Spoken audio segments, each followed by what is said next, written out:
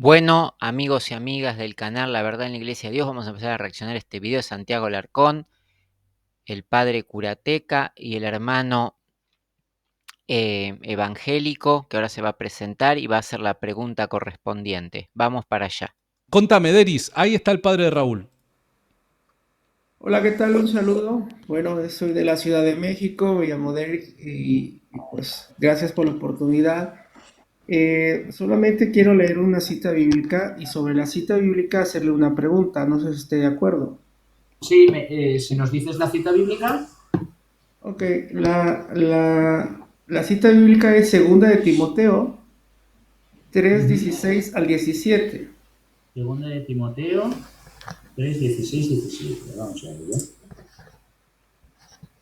No sé si lo quiera leer usted o lo quiera, o yo lo leo. Por favor. Segunda de Timoteo Capítulo 3. 3, 3:16. 16 al Vale. 17. Yo ya lo tengo delante. Ok, Sí. dice, toda la escritura es inspirada por Dios para que el hombre de Dios sea perfecto. Lo voy a leer otra vez. Dice, toda la escritura es inspirada por Dios para que el hombre de Dios sea perfecto. Entonces la pregunta es, ¿dónde dice la Biblia que la tradición oral tiene igual autoridad que la escritura? Pues mira, Yo si te dándole viene, este texto, ¿ah? O sea, si te por eso leer el viene, texto y la pregunta. Bueno, acá vamos a hacer una aclaración. Acá cuando dice que toda la escritura es inspirada por Dios para que el hombre sea perfecto, lo que está hablando es, o refiriéndose, es cuando hace un discurso o cuando hace, digamos, una introducción, lo que está señalando es que lo que va a exponer eh, está basado en la escritura y está inspirado por Dios para que lo que viene o lo que se va a exponer, que es la cruz de Cristo, sea para que el hombre sea perfecto ante Dios, ante los ojos de Dios. No que el hombre sea perfecto en sí mismo, por sí, sino a los ojos de Dios después de la caída en el huerto del Edén. Entonces, eso es lo que está diciendo. Por eso que no hay que sacarlo de contexto. Y como escritura se refiere, en ese momento está refiriendo a todo lo que está escrito en la Torá, o sea, en la instrucción que es para el hombre, y los profetas, que es lo que anuncian y que es lo que se dice que se cumplió eh, en la escritura, que es la palabra de Dios, para que el hombre eh, alcance la salvación nuevamente. Por eso hay un discurso introductorio que habla de eso. Ese es el contexto. No hay que sacar de contexto ese versículo, porque se refiere a eso, una introducción de cómo expresándose en qué se hace, como en los países si uno dice, eh, tengo esta ley porque la constitución, es decir, vamos a decir, a alguien no le impidieron circular en un vehículo, lo detuvieron, pero entonces uno alude a la constitución del país, que dice, la constitución nos otorga el poder libre, está invocando, cuando dice que toda escritura está invocando a lo que es la palabra de Dios que se dio como instrucción para el hombre y a las profecías que vinieron con el tiempo, para lo que se va ahora a dar como la fe en Cristo, como ese cumplimiento. Por eso hace alusión a la escritura en ese lado. No se refiere tampoco eh, como un debate entre lo que es la escritura propiamente y la tradición, si eso entra o no entra en el canon. Acá ya se está como tergiversando el tema. Bueno, vamos a seguir.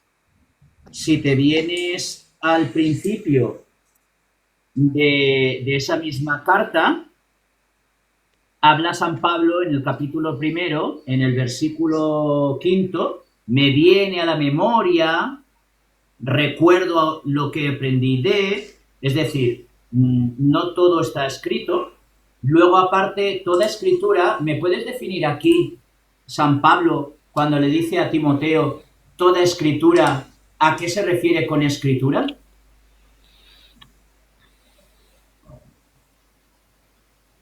Sabés que estás muteado, Deri, estás muteado. Bueno, ya sabemos que la escritura es la instrucción que es la Torá, que son los 5 libros, más los profetas, pero también en el pueblo de Israel y en el pueblo judío luego, porque hay que hacer la diferenciación entre el pueblo de Israel y el pueblo judío. Recordar que el pueblo de Israel son todos los descendientes por la fe en Abraham, que provienen de los hijos de Israel, que tuvo 12 hijos que corresponden a las 12 tribus de Israel, de los cuales después una sola regresa luego del exilio, luego de la desobediencia. El exilio, una sola, que es Judá, donde queda el pueblo judío a cargo, porque al pueblo o a Judá o a la tribu de Judá es la que se le prometió que tendría descendencia y rey eterno. Entonces esa es la primera que vuelve, y por eso se llama el pueblo judío y Jesucristo mismo dice, la salvación viene por los judíos, se refiere a esa promesa en la cual tiene que venir el reino de Dios bajo los judíos, bajo Judá como descendientes de Israel, para injertar las otras tribus, para alcanzar el rey y sacerdote, que expíe esos pecados, porque tampoco podían entrar de nuevo al pacto sin estar expiados. Eso era el reino de Dios, y por ello habla de esta manera, que son las escrituras. A eso se refiere, a la escritura de los profetas. Se refiere a lo que fue escrito como instrucción, como profecías, como después luego aplicaciones que podían ser en la ley oral a lo que es. Entonces, todo eso fue inspirado por Dios, para que el hombre tenga un camino que pueda cumplir y que pueda, en medio de sus fallas, sus errores, poder limpiar, purificarse y seguir perteneciendo al pueblo escogido de Dios para llevar a cabo este propósito, esta voluntad de Dios de alcanzar, por medio del reino de Dios, lo que fue desde el principio, o sea, para que Dios creó al hombre, para que alcance esa plenitud de vida, que fue generalmente lo que clamaron los hombres de Dios. ¿Por qué estamos en esta esclavitud? ¿Por qué sufrimos? ¿Por qué pasamos estas cosas? Entonces, alcanzado y manifestadose Dios a los hombres por medio de la palabra, dio promesas. Entonces eso quedó escrito de generación en generación a través de la tradición, que la tradición no es un conjunto de normas o creencias propias de una religión, sino la tradición fue lo que se fue transmitiendo de padres a hijos oralmente. También después en un momento se puso escrito, y se puso escrito porque ya Dios no habló más, ya dio eso, y eso es lo que cuando el hombre pierde tiene que volver, y para ello muchas veces tuvo que morir generaciones para poder los hijos volver a retomar ese camino. Entonces, por eso dice, toda escritura, ya lo que ha sido escrito, es inspirado por Dios, no es una palabra que se use. Si bien los hombres la escriben, la trasladan y la adaptan para que pueda ser llevado en ciertos periodos de la historia bajo la esclavitud, sobre toda la desobediencia que tuvo Israel, que mismo está escrito, fue un pueblo rebelde en muchas partes, ha sido desobediente, no ha comprendido, ha rechazado al Mesías. Entonces, todo eso es lo que Pablo de Tarso hace mención siempre a las escrituras, a lo que está escrito, que es lo que hay que volver a las escrituras, que son inspiradas por Dios, sacando todo lo que no pertenece allí. Entonces vamos a ver qué responden estas personas. Claro, papá. Deri, Perdón. defíneme, según San Pablo le está escribiendo aquí a Timoteo, ¿qué es escritura? Ajá. La escritura es la que fue escrita por los, digamos, sobre los profetas, sobre las profecías, y algo que también, Debbie, no, muy rápido. Defíneme escritura. ¿Qué comprende escritura según San Pablo cuando le escribe a Timoteo? A es eso. la, ¿Qué es la palabra libros, de Dios. qué obras, qué escritura? ¿A qué se refiere San Pablo con toda escritura? Sí, es que La escritura es lo que dice Jesucristo. Las escrituras son la ley y los profetas, y en este caso la ley es de Moisés y los profetas son los que anunciaron su venida, porque acá todo se refiere a quién era, por medio de la ley de Dios y las profecías, quién era el Mesías que ha de venir. Eso es lo que Pablo debatía. Entonces las escrituras se refieren a eso. Más vale, si uno dice el Génesis corresponde a las escrituras, sí. Desde el Génesis, todo lo que es para allí adelante, lo que se escribió, es todo parte de las escrituras, pero exclusivamente cuando dice las escrituras se refiere a esta parte. ¿Y por qué se refiere exclusivamente a esa parte? Porque es lo que está debatiendo. Él está debatiendo con respecto a lo que fue desde el principio, a lo que fue dado a Moisés, llamada la ley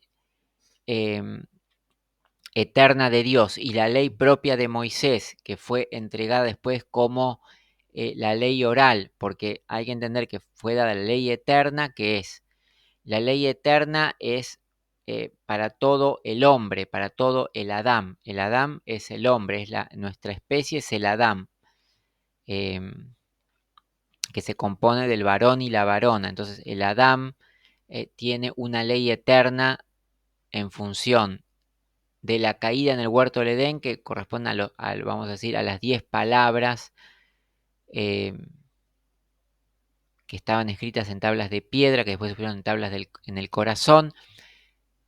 A partir de ello también, para saber cómo llevarlas a cabo, se le dio a Moisés la ley oral, o sea, para que le enseñe al pueblo en ese contexto donde estaban desde el desierto hasta llegar a la tierra prometida, hasta establecerse como reino y nación, la ley oral, donde fueron a través de diferentes condiciones. Por ejemplo, hubo los jueces de Israel, en algún momento que fue necesario castigar las desviaciones del pueblo. Entonces, pero la ley eterna, la escritura, más lo que es las profecías que se van dando a través del establecimiento del reino para la vida eterna, o sea, para que eternamente esté o bajo perpetuidad, o sea, de generación en generación, para que finalmente el hombre alcance lo eterno una vez depurado y pueda regenerar en el cuerpo para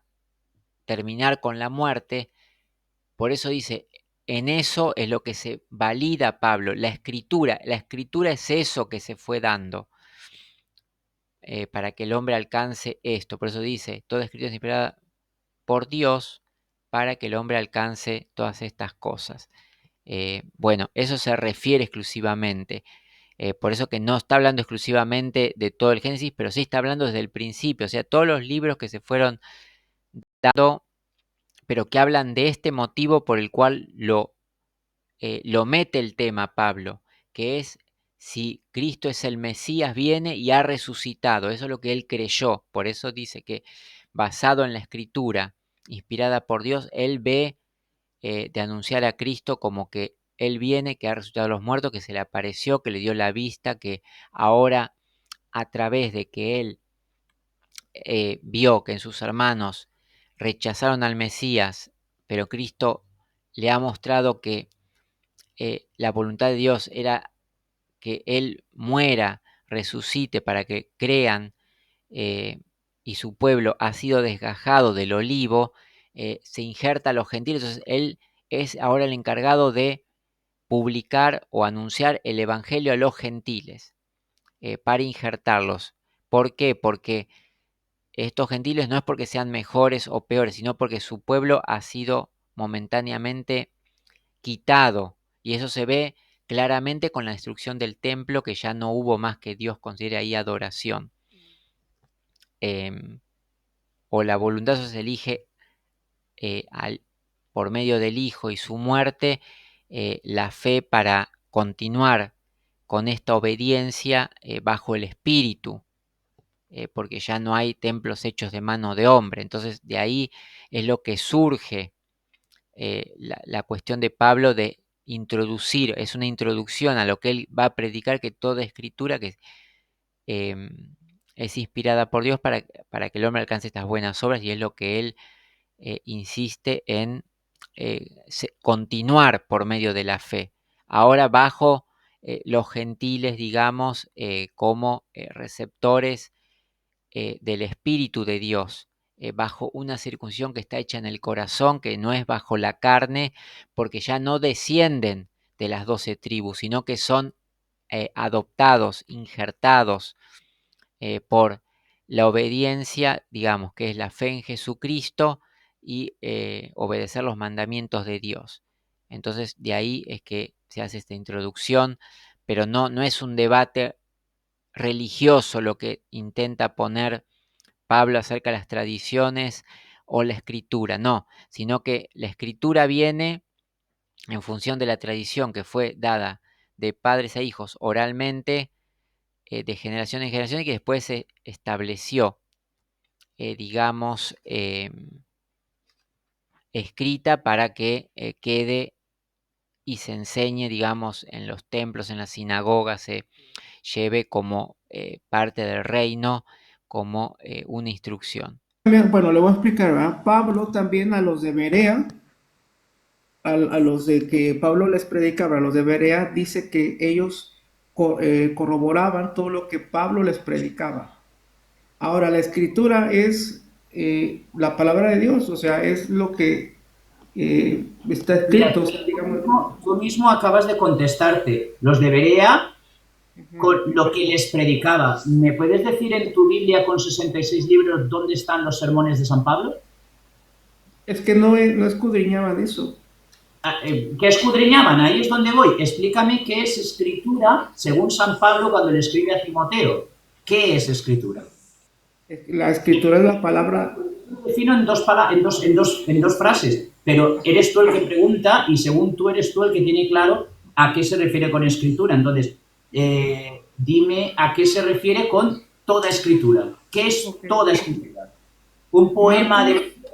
Bueno, toda escritura no se está refiriendo a todo un compendio. Se llama toda escritura a todo lo que fue escrito puntualmente, que compone un todo, que fue siendo aceptado por medio de la fe.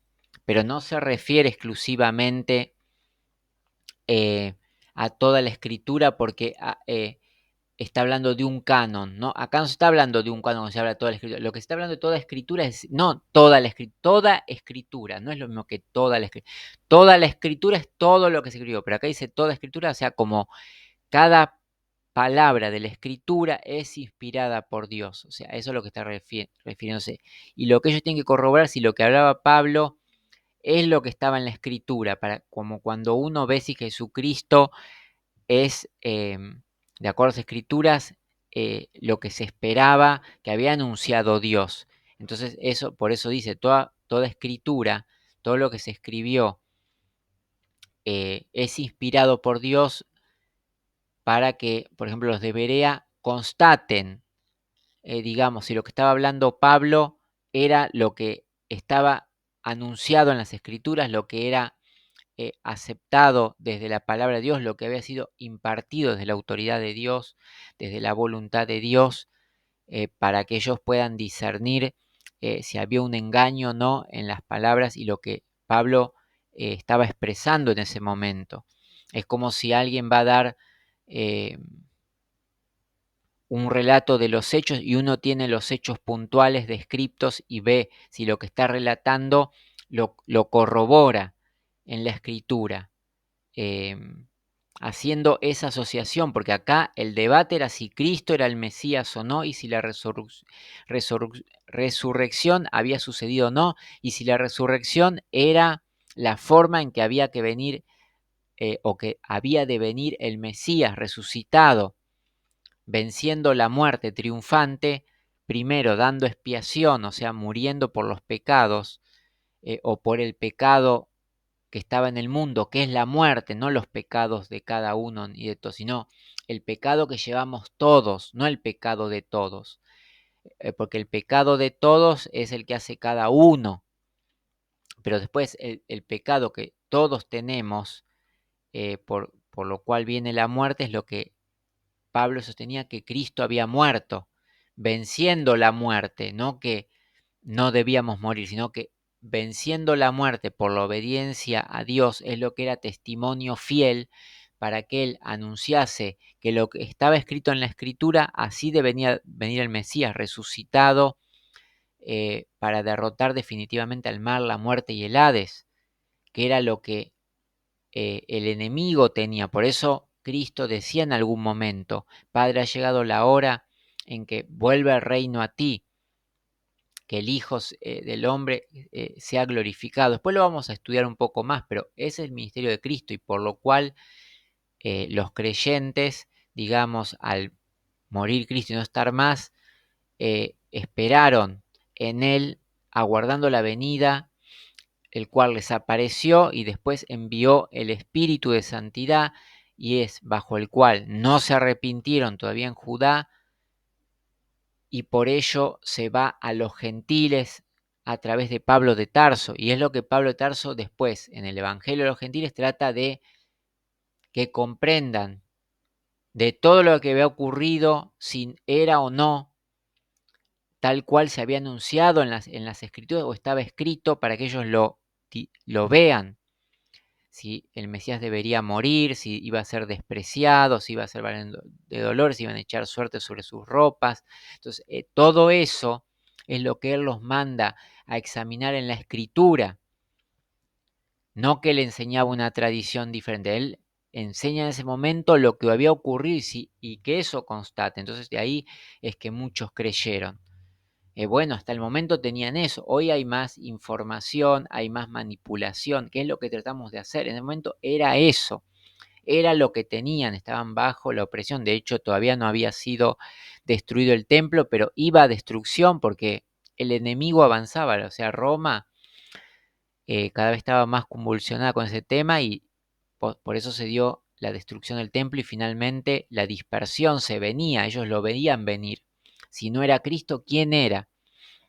Y ahí es lo que Pablo de Tarso habla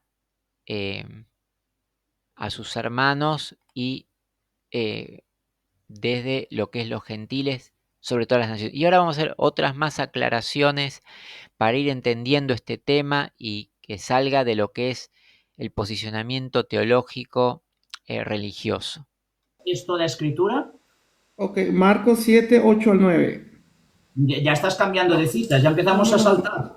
No, sí, lo que le estoy diciendo es que es la escritura. O sea, nosotros Marcos somos 7, 9, vamos allá. 7, 8 al 9. Marcos 7. Uy, mira, un católico usando Biblia, ¿eh? Qué curioso, ¿eh? 7, ¿qué? Marcos 8, 7, 8 al 9. Perfecto. Marcos 7 del 8 al 9. Es que no me veo bien. Aquí. Inútilmente me dan culto mientras enseñan doctrinas que son preceptos humanos. Abandonado el mandamiento de Dios, retenéis la tradición de los hombres. Bueno, pero me has sacado un buen trozo. Porque aquí está hablando a quién y de qué, Jesús. Le está hablando a los fariseos y le está llamando hipócritas. ¿Por qué? Porque han deformado la ley. Aquí no está hablando de la escritura. Aquí está hablando de otra cosa. Está diciendo. Entonces, defíneme, por favor, hermano David. Es que es muy fácil. ¿A qué se refiere San Pablo cuando le dice a Tito o a Timoteo que es en lo que se tiene que apoyar y que se llama toda escritura? Con mayúscula escritura. ¿Qué es? La palabra de Dios. Toda ella. ¿También la primera carta del apóstol San Juan o del Evangelio de Lucas? Toda es inspirada por Dios. Pregunto. Que segunda de Timoteo dice: toda la escritura es inspirada por Dios. Vale, toda la escritura. ¿Cuál es toda la escritura que conocía San Pablo?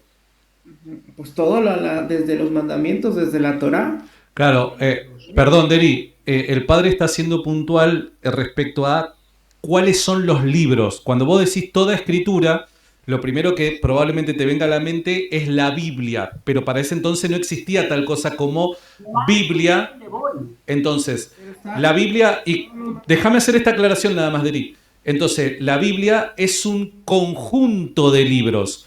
Cuando el padre te está preguntando qué es toda escritura, se refiere a qué libros, qué cantidad de libros y cuáles son esos libros que Pablo tiene en mente. ¿Cuáles son ellos, hermano Deri? Ya le dije que es la palabra de Dios completa. ¿Completa? ¿Eso incluye las cartas de Juan, el Evangelio de Juan, el Evangelio de Mateo, de Marcos o de Lucas? Todo. ¿No estaban escritos? No, pero No estaban escritos, eran tradición oral. Tú mismo lo acabas de caer. Estaban transmitiéndose de palabra, de comunidad a comunidad y pequeños fragmentos. Tú entonces, mismo te acabas de ok, responder, hermano. entonces yo le pregunto ahorita, entonces, ¿qué escudriñaban los de Berea? Todo el Antiguo Testamento a la espera de la venida del Mesías. Ok, Toda ok. la Biblia de la Septuaginta, el Antiguo Ahora yo le Testamento. pregunto, ¿eso es inspirado por Dios? Por supuesto. Bueno, entonces no hay tradiciones, Sí no hay hay dogma. tradición. La tradición que recibimos del Señor Jesús. Yo he recibido una tradición que a mi vez proviene del Señor Jesús, que en la noche de la pasión el Señor tomó un pan, lo partió y lo dio a sus discípulos. ¿Ha recibido San Pablo una tradición? Sí. ¿Él estuvo allí? No. Se la han contado. Ni el Evangelio de Marcos, ni el de Lucas, ni el de Juan estaban aún escritos, pero él ya sabía lo que era la cena del Señor. Hermano, claro que la Iglesia recibe tradiciones orales, transmitidas oralmente y por la liturgia, porque la Iglesia vive de tres maneras en la recepción de la palabra del Señor.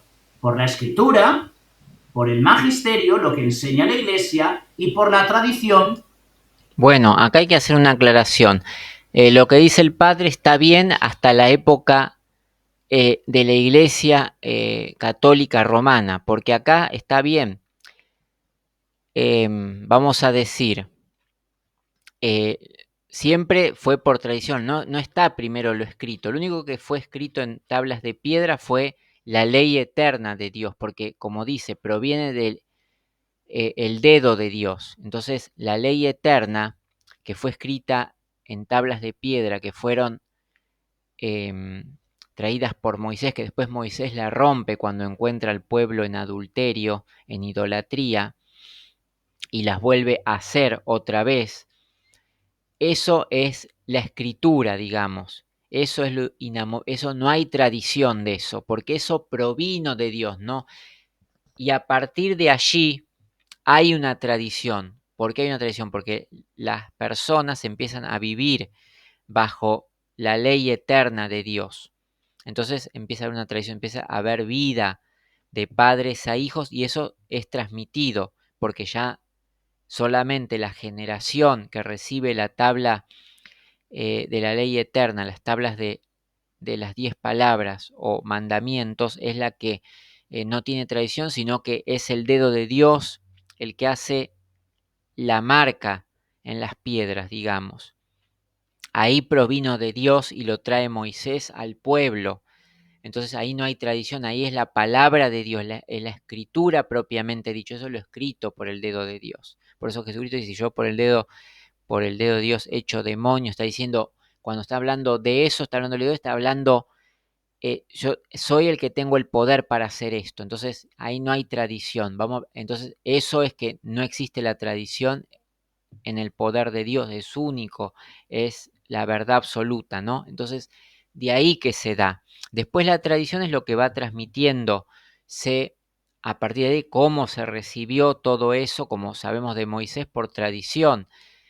Si bien hay arreglos de los rabinos para que sea más, está escrito por parábolas, por, vamos a decir, leyendas, por tipo cuentos, para hacer más impactante la historia, para hacer más comprensible lo que se quiera entender, que por ejemplo puede ser la avaricia, en cierto, las codicias, los deseos de la carne, de la lujuria, de las pasiones ordenadas, de los deseos de la carne. Hay diferentes tipos de narrativas que eh, no sabemos si fue así exactamente, pero por tradición se van llevando en esas formas de narraciones. eh, Eso es lo que se va enseñando de generación en generación. Cuando viene el Mesías, cuando viene, digamos, lo que se tiene es la escritura, que comprende por eso toda la ley eterna, la instrucción, la ley de Moisés y los profetas. Por eso dice, ¿qué es lo que obedecer? La ley y los profetas. Eso es lo que hay que tener en cuenta, es lo que muestra el Mesías. Por eso dice, las escrituras estas son inspiradas por Dios. A eso se refiere. Después es en el concilio de Jerusalén, donde el Espíritu habla cómo se debe los gentiles injertar en el pacto o aguardar la venida del Mesías, y no es bajo la circuncisión porque tienen otro tipo de adopción. Sin embargo, los que eran judíos podían seguir circuncidándose porque estaban en el pacto en la sangre. Ellos sí pueden, no porque se eliminó la circuncisión, sino que los que son injertados no necesitaban la circuncisión o Brit Milá para ingresar en el pacto, porque no lo hacían por naturaleza, digamos, en la carne, sino por adopción, por el espíritu, por haber creído.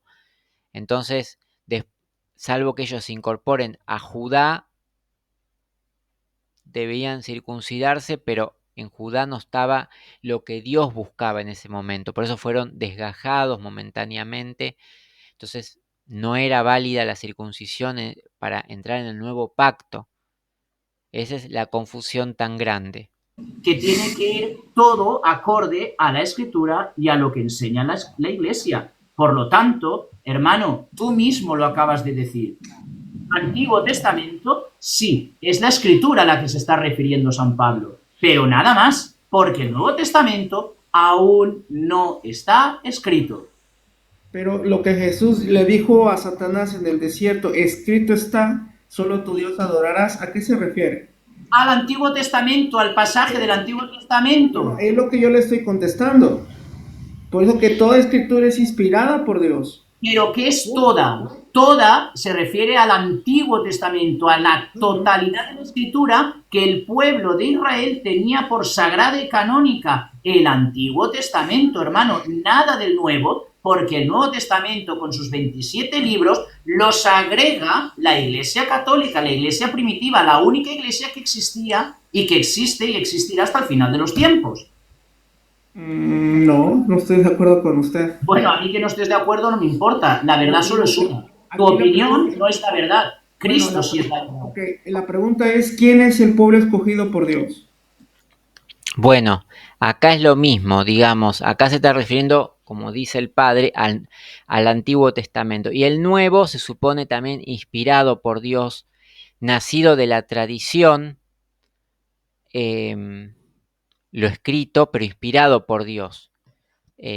Pero hay que ver si por eso, si constatando lo que está en la Escritura desde el principio, desde la ley eterna de Dios, desde la ley de Moisés y los profetas, se cumple para anunciar a Cristo como el Rey eterno en Israel, o para que establezca el reino en Israel.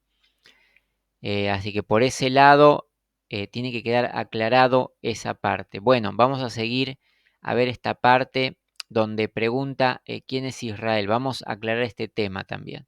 La iglesia ahora, No. los bautizados, el pueblo elegido es el pueblo bautizado. Léete la carta a los hebreos. ¿Quién es el pueblo escogido por Dios? Léete la carta a los hebreos. Un pueblo comprado por la sangre de ¿Quién Cristo. es el pueblo escogido por Dios? ¿Quién es? Que lo he contestado. Léete la carta a los hebreos. Bueno, si no me puede contestar a esta pregunta, menos me va a contestar a la siguiente. ¿Quiénes son los padres? Deri, una cosita nada más para ir aterrizando. Deri, vos, ¿de dónde sos, perdóname? Yo de la Ciudad de México. De México. ¿Vos te considerás parte del pueblo escogido de Dios?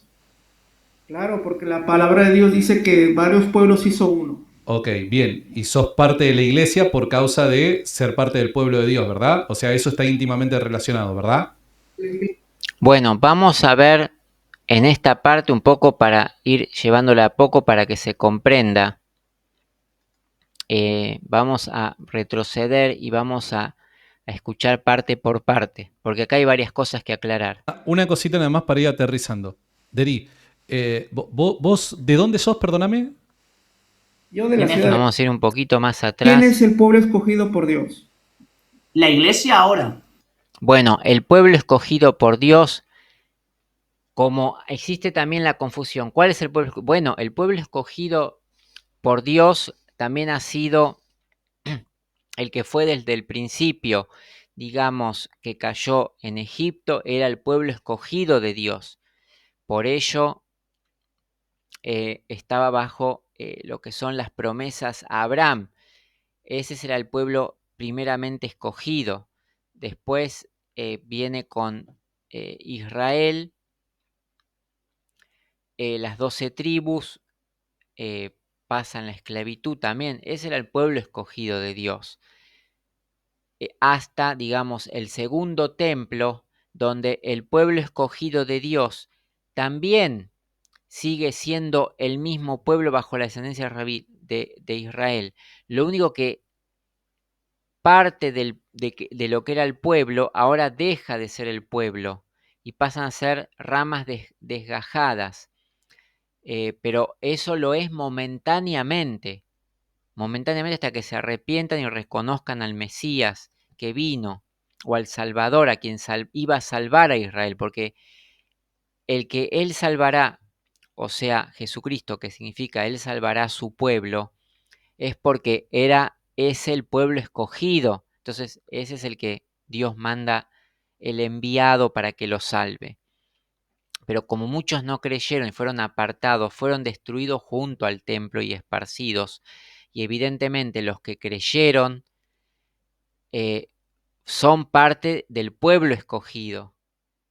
Los que están desgajados también son parte del pueblo escogido, pero momentáneamente no están dentro de lo que consideran el pueblo. Son parte por naturaleza, porque llevan la circuncisión, llevan las promesas, llevan la obediencia, pero al no creer, entonces fueron desgajados esas generaciones, fueron quitadas. Y el pueblo escogido siguió con los que fueron fieles, los que creyeron al enviado, más los gentiles que después entran bajo el evangelio a los gentiles de Pablo de Tarso. Entonces, ese es el pueblo escogido. Vendría a ser. Pero estos pueblos escogidos ya son hijos de Dios. No simplemente son el pueblo, si bien son pueblo escogido, pero no son el pueblo de Israel, digamos, bajo la carne, sino bajo la promesa dada en Abraham. Entonces creen por la fe, no necesariamente tienen la descendencia, la vida que es por la carne, sino que fueron injertados por la fe o adoptados para luego ser injertados en la resurrección de los muertos para vida eterna como pueblo santo de Dios.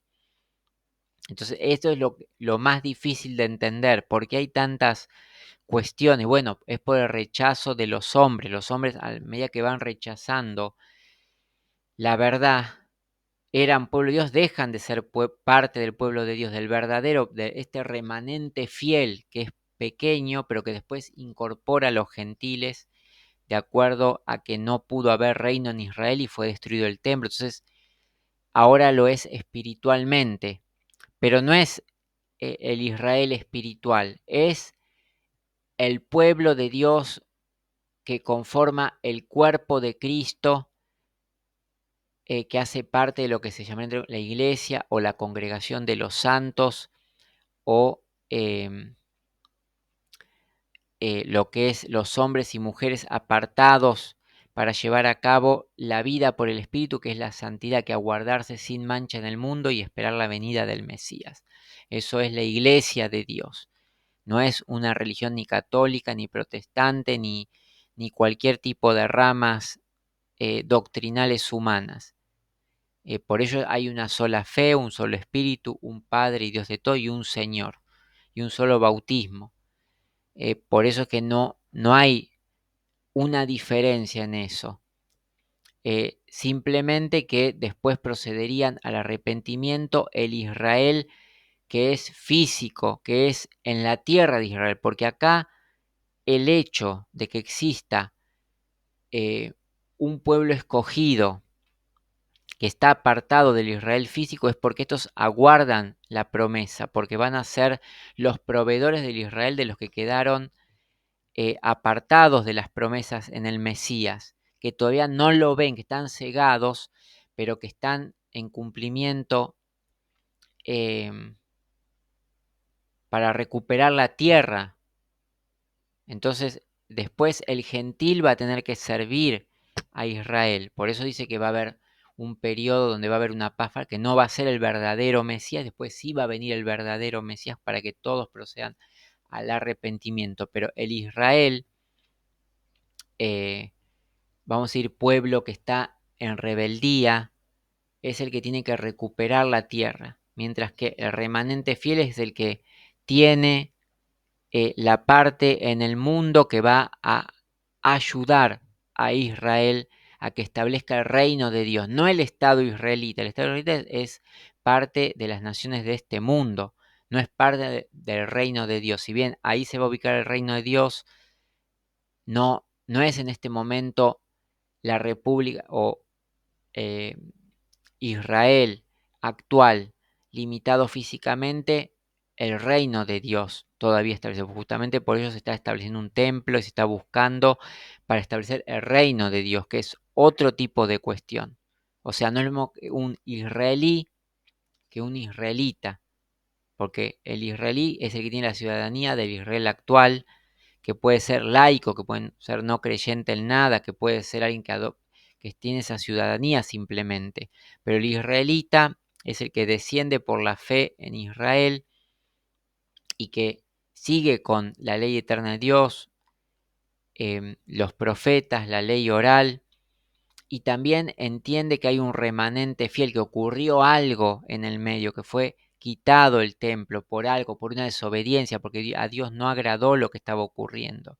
Entonces de ahí es que está ahora los gentiles también de por medio. Y eso es lo que tiene que volver todo a su orden en el tiempo.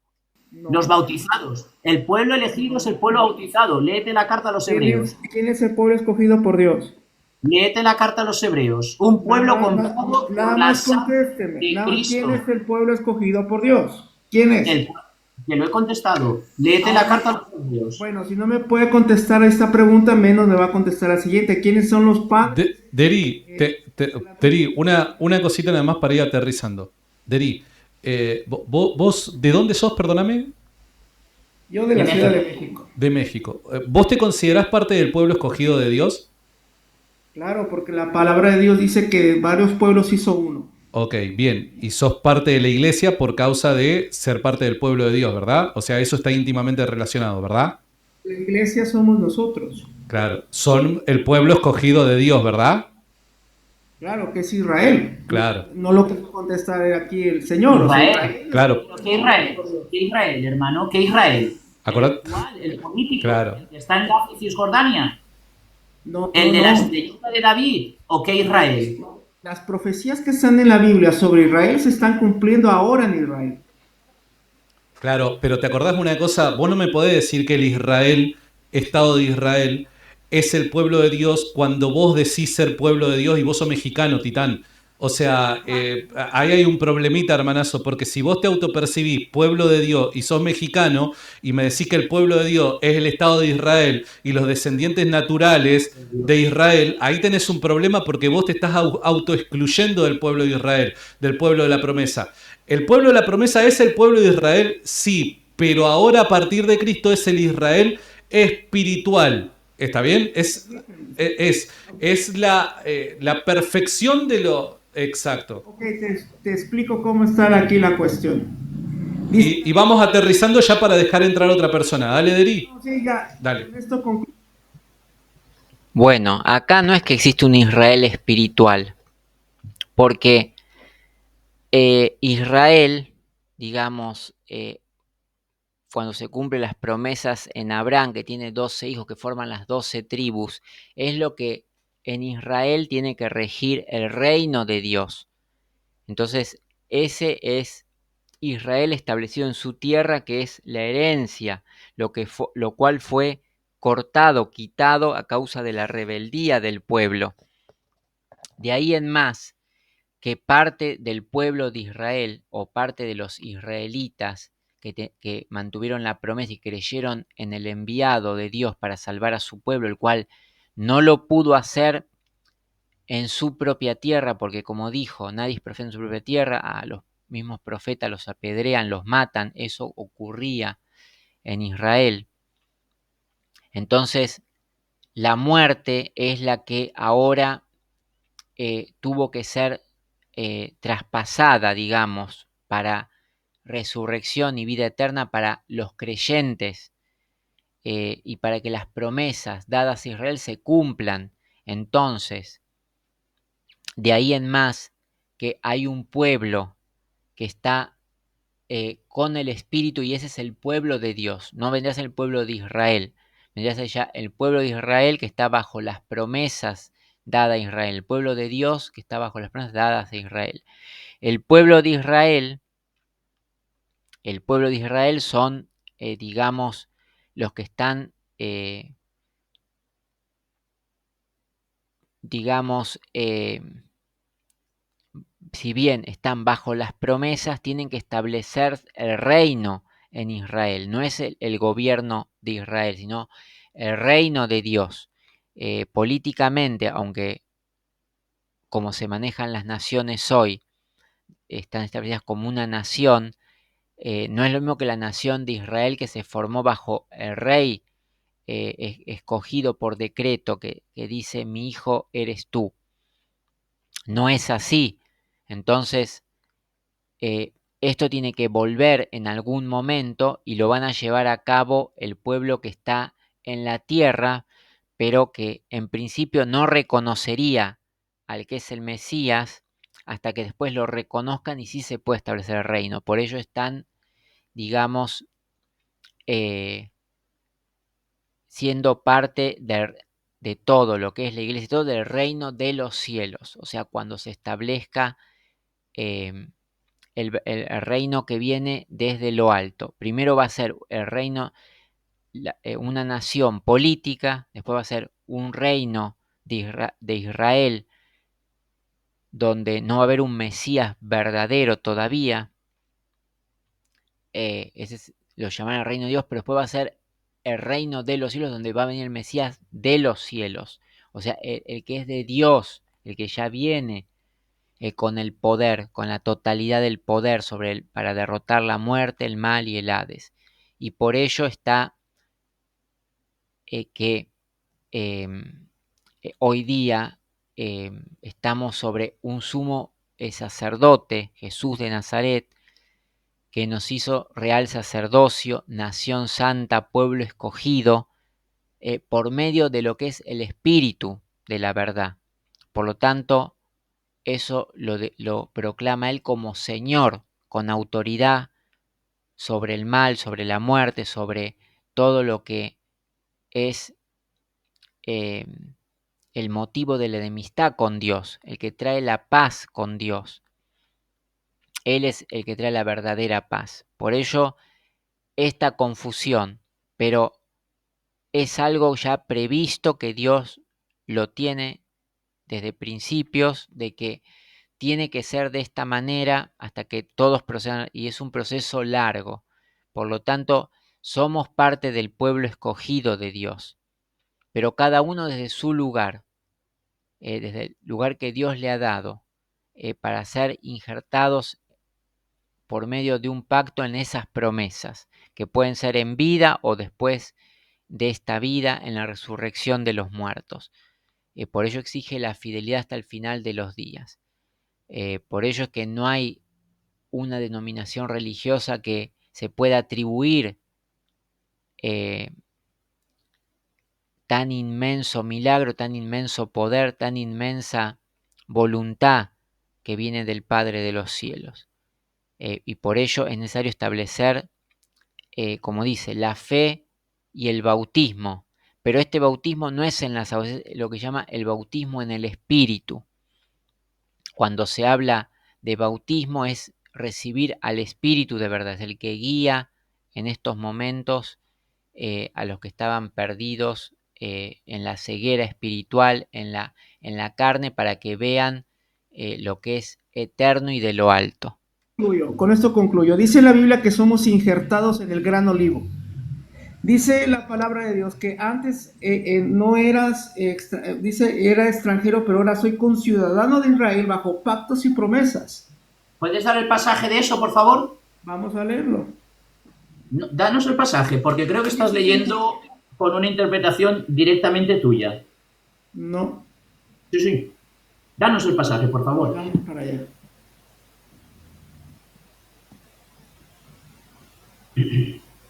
Mientras tanto, muchas gracias a todos los que están conectados. Tenemos casi 2.400 personas en YouTube y casi 900 personas en TikTok.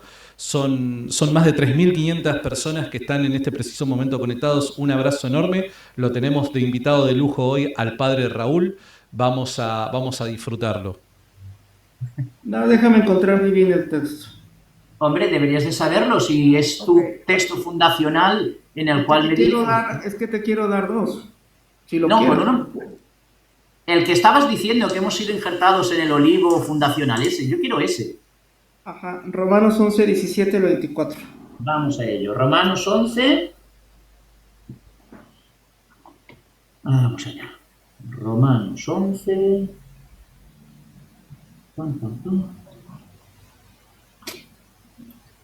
Estamos aquí. Romanos 11, 17 al 24. Vamos allá. 11, 17, 24. Vamos allá. El nuevo pueblo elegido. Pero vosotros los gentiles os digo, siendo yo ¿Cómo dice ahí? No interrumpa, deje que lo leamos todo. No saquemos texto fuera de contexto para no tener pretextos. Adelante, lo escucho. Muchas gracias. No, a mí no, escuche la palabra. Pero a vosotros, los gentiles, os digo, siendo yo, en efecto, apóstol de las gentes, hago honor a mi ministerio, por si alguna forma provoco celo a los de mi raza y salvo a algunos de ellos. Porque si su reprobación es reconciliación del mundo, ¿qué será su restauración sino una vida que surge de entre los muertos? Y si los primeros panes son santos, también la masa. Y si la raíz es santa, también las ramas.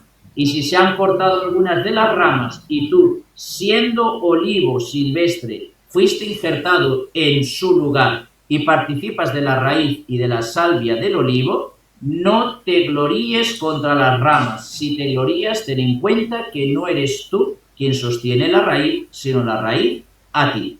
Muy bien. Y aquí me estás diciendo que... Sí, vale, ¿y cómo has sido injertado en el olivo? ¿Cómo te injertan a ti en el olivo para formar parte del tronco? Por la fe en Cristo. ¿Solo la fe? El bautismo no salva. El bautismo no. La fe en Cristo. El bautismo no, pregunto.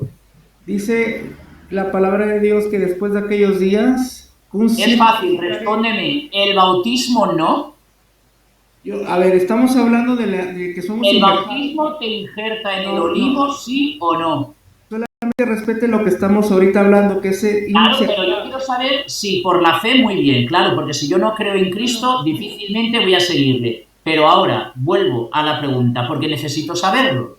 Si solo por la fe ya soy salvo, eso lo tengo claro que tú lo crees. Pero el bautismo entonces no es necesario, no hace falta bautizarme para ser injertado, solo con creer en Jesús me basta. Dice que si confesares con tu boca que Jesús es el Señor, serás salvo. ¿Y no dice nada más? Es que simplemente confesarlo, creerlo. Porque sabes que hay un texto maravilloso que dice que los que habéis sido incorporados por el bautismo, pero no nos vayamos por la rama. Habéis renacido no nos vayamos por la rama, estamos hablando del injerto. Constituís el pueblo santo sacerdotal de Dios. No. ¿Puedo intervenir con una cosita nada más? Mira, Deri. A ver si simplemente, mira, Deri, solamente para ver a ver si nos entendemos. Una cosita nada más, quizás se me ocurre para ver a ver si nos entendemos. Estamos de acuerdo que el tronco del árbol es Cristo. En eso estamos de acuerdo, ¿verdad? Claro. Bien, buenísimo. En el versículo 17 dice que hay ramas que fueron desgajadas, que fueron quitadas del tronco. Estamos de acuerdo que esas ramas son aquellos judíos que rechazaron al Mesías, ¿verdad? Podemos decir que sí. No, podemos decir que sí, no. O sea, si son desgajadas, quiere decir que han sido quitadas del tronco. Si el tronco es Cristo, los judíos que rechazaron a Cristo son las ramas que son desgajadas del tronco. ¿Estamos de acuerdo con ese punto? Pero solamente pongamos algo en serio. Nosotros somos gentiles. Está bien, no pasa nada. Pero vamos paso a paso. ¿Estamos de acuerdo que las ramas desgajadas entonces son los judíos que rechazaron a Cristo como el tronco, como el Mesías. Sí, pero no todo. Bien, está bien, nadie está diciendo que todos, porque Pablo era judío y Pablo estaba injertado en el olivo, ¿está bien? Entonces, no estoy diciendo todos. ¿Estamos de acuerdo? Bueno, vamos a ver este tema, porque si no queda medio inconcluso. Vamos, el pasaje bíblico de Román habla de los judíos como el olivo original y de los gentiles como el olivo silvestre que fue injertado en el árbol. Las raíces del olivo representan las promesas de Dios a Abraham y a sus descendientes. No es Cristo, sino que vamos a decir, acá nosotros estamos diciendo, el olivo original son los judíos. ¿Por qué? Porque ya hablamos que los judíos son los que vuelven del exilio, como fueron esparcidas todas las tribus. Y la primera que regresa a causa de la promesa a la tierra prometida, al territorio de Israel, son los judíos, o sea, Judea y otras tribus pero representadas por Judea porque tienen que establecer el reino. Esa es la función de los judíos. Porque recuerden, la salvación viene por si los judíos no pueden restaurar el reino, no hay promesa de Dios para que otros restauren. No hay otra tribu. La primera que vuelve del exilio después de 70 años de Babilonia son la tribu de Judá a la tierra de Israel. Entonces, esa tierra de Israel es donde está el olivo. ¿Y qué son el olivo? Las promesas de Dios a Abraham y sus descendientes. Esa es la tierra, digamos. La tierra dio como crecimiento por medio de Dios, dando esas promesas a Abraham y sus descendientes, el crecimiento del olivo, donde estaban las ramas naturales del árbol. Pero después ocurre que esas ramas, al no creer al que vino a salvar ese olivo, fueron desgajadas y fueron injertados los gentiles. Y estos gentiles es debido a que tienen su fe en Jesucristo y por supuesto el bautismo. El bautismo en el Espíritu es creer, porque vamos a decir, la fe en Jesucristo y el bautismo es la misma cosa. ¿Por qué? Porque no está hablando el bautismo en las aguas, no, está hablando el bautismo en el Espíritu, porque Juan mismo dijo, mi bautismo en las aguas es un bautismo de arrepentimiento, pero vendrá otro que los bautice en fuego. Y el bautismo en fuego, que fue para confirmar las promesas de quién era Cristo, es en Pentecostés cuando se da el bautismo en el Espíritu. Por lo tanto, es el que cree en Cristo tiene que tener el espíritu que tiene Jesucristo, que tenía la suma de todos los dones de Dios, pero ahora está dado en un cuerpo que son muchos creyentes, cada uno como miembro o parte del cuerpo de Cristo, y Cristo es la cabeza como sumo sacerdote.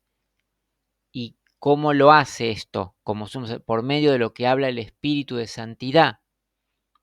Entonces, ahí está que son los gentiles que son injertados ahí, que no eran ramas naturales, que no venían por la circuncisión, por ello que no necesitan circuncidarse porque están bajo el Espíritu que recibieron por la fe y que Cristo les ha dado como dones para que hagan esto que es la voluntad de Dios.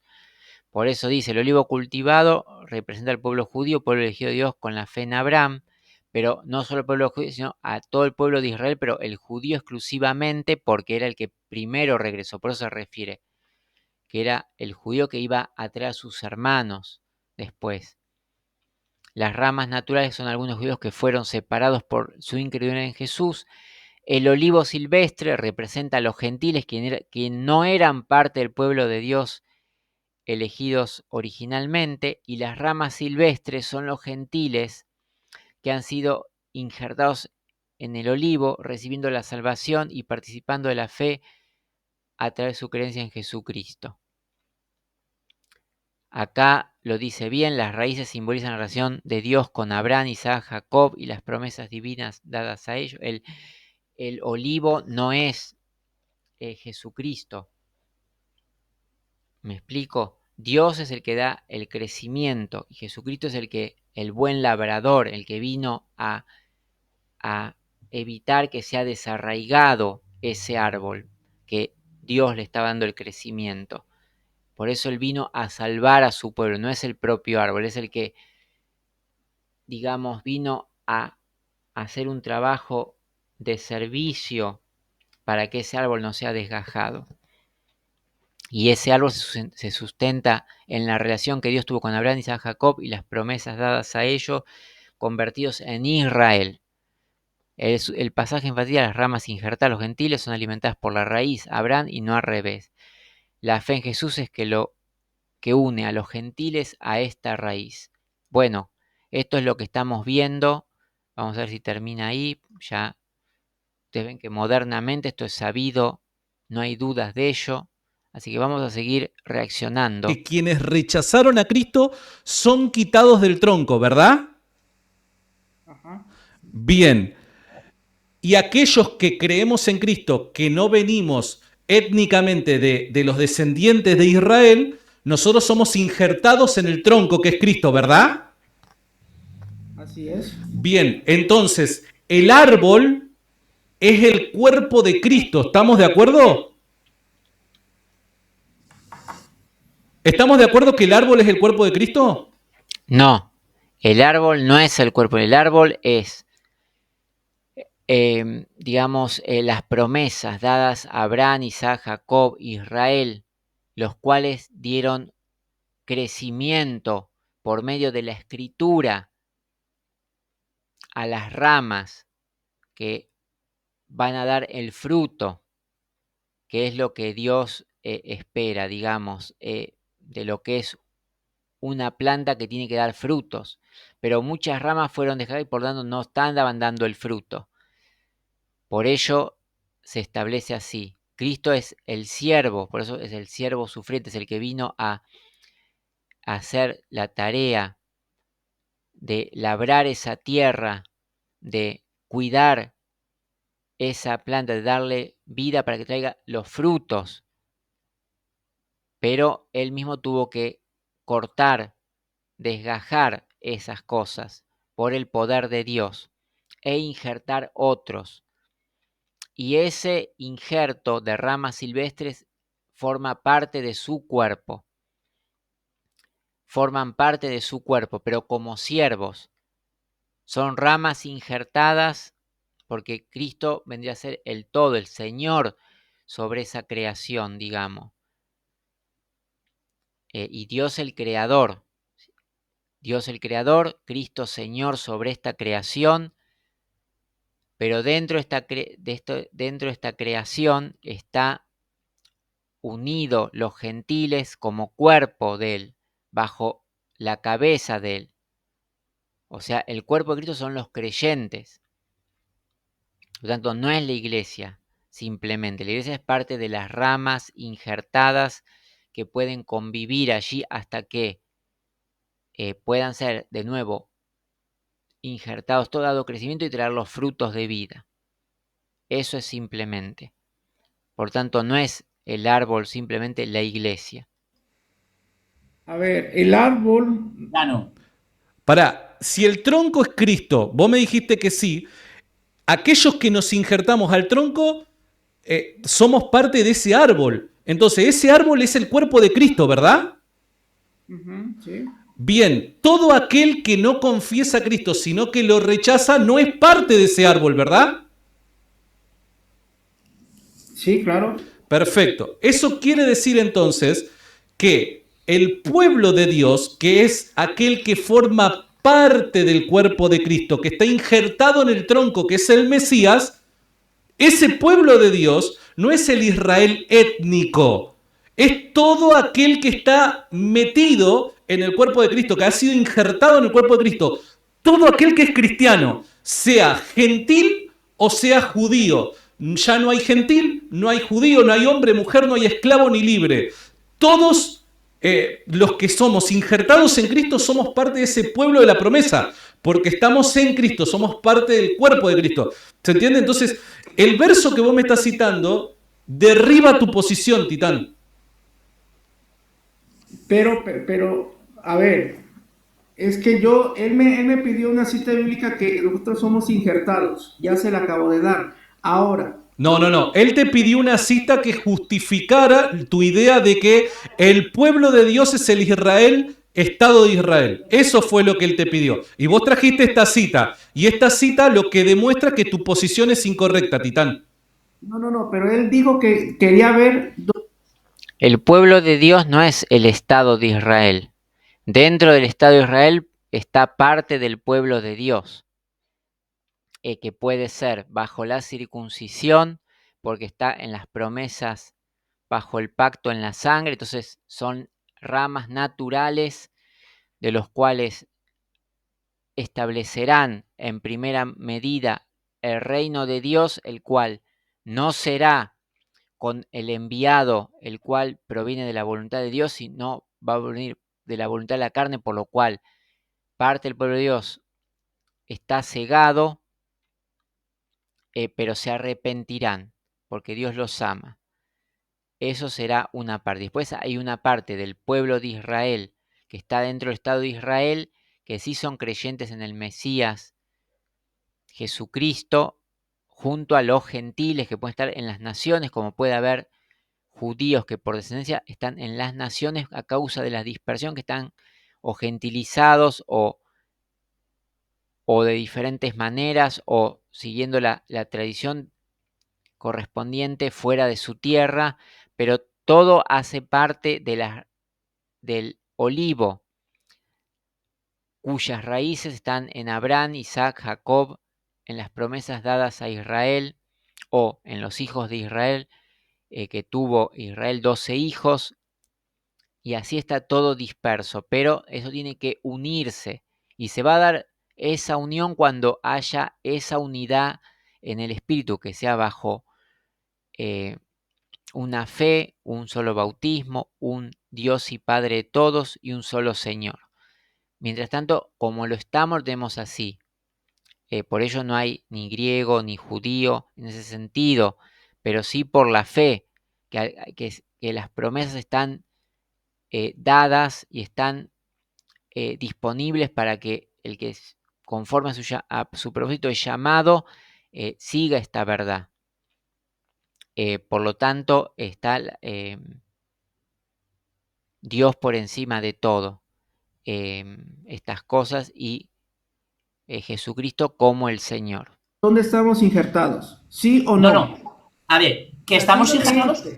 como pueblo de Israel étnico, no como Sí, iglesia, porque pero yo tú te dijiste digo, que ¿me dejas leerte la interpretación tal como la tengo yo pero tú aquí me a dijiste mano? que querías escuchar o querías leer sobre el injerto y te lo acabo de dar. Como pueblo de Israel étnico, que tú no eres A ver, israelita, que tú no eres israelita. pero querías escuchar que era injertado, ¿no? Como israelita en el pueblo de Israel, y usted no es ni del pueblo de Bueno, Israel ni israelita. con Cosa esto voy- que si sí, nos ponemos tontos, hermano, que si nos ponemos tontos, yo de segundo apellido tengo Azor y estoy en la genealogía de Jesucristo y sí puedo decirle que yo, pues mira, sí, pertenezco al Israel Bueno, étnico. yo Me con falta esto- pasar el cuchillito. A ver, yo quiero acabar con esto nada más. Y de aquí yo me bajo, ¿vale? Ok, Dari. Pero hacela corta si dejamos pasar a otra persona. Sí, solamente quiero leer Efesios. No, quedémonos en este pasaje. No, pará. Quedémonos en este pasaje. No vayas saltando. No, porque si no vos vas a leer un pasaje, te vas a querer ir y nosotros tenemos que dar nuestra respuesta al respecto. No, vamos a quedarnos con este pasaje. Santiago, No quiero ir a... Sí, padre. David, ¿Por qué no era quieres ir a David, sí. Efesios? David, un En segundo, Efesios por está favor. bien claro. David, ¿me permites, por favor? ¿Me permites un segundo, por Ustedes favor? me ¿Me pidieron permites un que dónde segundo, por estaba favor? injertado. ¿Me Yo ya les di permites la un cita segundo, bíblica. por favor, David? ¿Me permites un segundo, por favor? Gracias. La interpretación de ese pasaje, tal como la Iglesia lo interpreta, y te lo voy a leer con pelos y señales, y espero no me cortes, es el siguiente. Tal como lo tengo yo escrito, porque así lo sacan los padres de la Iglesia, los que recibieron la enseñanza, los discípulos del Señor Jesús. El buen olivo representa a los justos del Antiguo Testamento y a la vez a la Iglesia. Las ramas naturales que han quedado son los judíos que han abrazado la fe en Cristo. Las desgajadas son los judíos incrédulos, las ramas del olivo silvestre, injertadas en el buen olivo. Son los gentiles que, habiendo salido de una raíz no cultivada, han pasado a ocupar el lugar de los judíos infieles, para ser unidos en la misma fe con los patriarcas y con los profetas, y tienen parte de las bendiciones prometidas. La comparación del apóstol persigue un doble fin: evitar la jactancia de los cristianos de la gentilidad, pues si las ramas naturales habían sido arrancadas, más fácilmente podrán ser arrancadas aquellas que acaban de entrar extrañamente. Y así se fomenta la esperanza cristiana provenientes del judaísmo, ya que si ellos han sido injertados en ellos han sido injertados los gentiles como ramas de olivo silvestre por el bautismo y la fe en Cristo, con más facilidad podrán ser unidos todos aquellos que crean en Cristo y se bauticen en la Iglesia junto a las ramas naturales. Sin el bautismo no puedes formar parte de la Iglesia. Bueno, entonces acá tenemos un poco de los padres de la Iglesia que evidentemente defienden lo que es la religión católica, pero sabemos que el olivo está representando las promesas de Abraham, Isaac, Jacob, en Israel y sus 12 hijos que representan las 12 tribus, los cuales en la tierra de Israel da un crecimiento y ramas naturales que dan fruto, que es el olivo, que representa el olivo, representa el espíritu. El aceite es donde representa al espíritu de santidad. Entonces, esas ramas que han sido desgajadas momentáneamente, muchas están en la tierra de Israel, ya sin el templo, no pueden ofrecer la adoración a Dios, pero permanecen allí. Otras han creído dentro de la nación o dentro del Estado de Israel. Y fuera están los gentiles, que también un gentil también puede ir a vivir a Israel, también ser ciudadano israelí. Entonces estaría también en la tierra ahí. Incluso puede convertirse al judaísmo y se es considerado judío. Pero aquí el pasaje bíblico no habla de eso. Habla de esas promesas donde crece el olivo, donde ramas han sido quitadas y ramas han sido injertadas basados en la fe en Cristo y el bautismo, pero que es más fácil que si ramas naturales fueron quitadas, más fácil es aún si desobedeciesen las ramas injertadas ser quitadas. Eso es lo que está hablando de una reprensión hacia la obediencia, hacia ser obediente, de haber sido injertado en el olivo cultivado. Por eso es un olivo cultivado. Es un cultivo, es algo que se puso ahí para que dé crecimiento. Ahora, los que están, digamos, injertados están como pueblo de Dios bajo el cuerpo de Cristo, para que después vuelvan a ser ramas naturales junto a todo el cuerpo, digamos, junto a todo el crecimiento que da el olivo. Pero no es exclusivamente a través de la iglesia, porque los gentiles forman parte del cuerpo de Cristo. Cada gentil que, digamos, adopta la fe en Jesucristo y recibe el Espíritu de Santidad, pasa a ser parte del cuerpo de Cristo. No es que tiene que aceptar la iglesia, es parte del cuerpo de Cristo, que es la iglesia. Eso es, o sea, la iglesia significa la congregación, el grupo, la facción, eh, eh, la congregación de santos. Entonces, cada uno es miembro, pasa a ser parte del miembro para que el cuerpo crezca y se fortifique. No es una institución humana la iglesia, es un cuerpo cuya cabeza es Cristo. Eso es, no hay una autoridad papal, digamos esto, a pesar de que hay obispos, lo que sea, pero esos son como administradores de parte del cuerpo, pero la cabeza es Cristo, la cabeza es Cristo, y la cabeza, Cristo, se evidencia a través del Espíritu, que es el que guía el cuerpo. El Espíritu es el que guía las buenas obras, que guía el cuerpo para que el cuerpo tenga movilidad, para que el cuerpo tenga acción, para que el cuerpo tenga obras que son agradables a Dios, que permiten que el reino de los cielos venga, que el reino de Israel se establezca. Por lo tanto, existe una influencia hacia el Israel que no ha creído, como lo ha hecho Pablo de Tarso, que aunque lleve tiempo, en algún momento tiene que darse esto. Pero como lo dijimos, va a haber una época que el cegamiento espiritual y todo lo que está en el mundo va a hacer que no venga en primera medida el Mesías verdadero, pero va a ser después hasta un cierto tiempo donde sí vendrá el que vino ya nuevamente. Bueno, espero haber aclarado este tema. Es un tema complejo que cuesta entenderlo, porque siempre están de por medio la posición como el que pertenece a una iglesia quiere saber en qué posición está su denominación, su doctrina, dónde está su iglesia en todo esto.